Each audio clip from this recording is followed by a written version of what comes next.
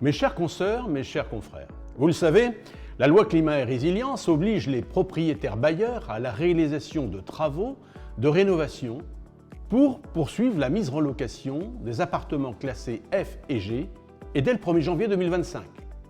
Notre fédération a proposé un doublement du déficit foncier imputable qui n'a pas été retenu alors que celui-ci n'a jamais évolué depuis 1995. Or, il convient pourtant de susciter les décisions de travaux pour rénover le parc locatif privé pour tous les logements E, F et G, et cela avant 2034.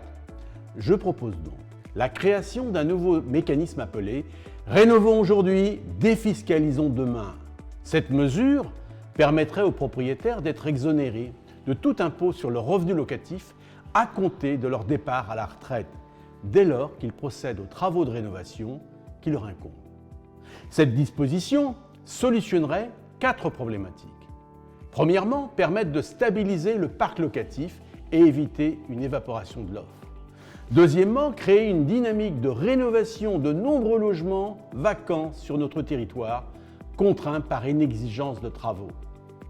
Troisièmement, soulager les recettes de l'État à court terme et ouvrir un mouvement d'ampleur de la rénovation du parc locatif sans autre contribution que l'annulation de l'impôt sur des revenus perçus à compter du départ en retraite du propriétaire.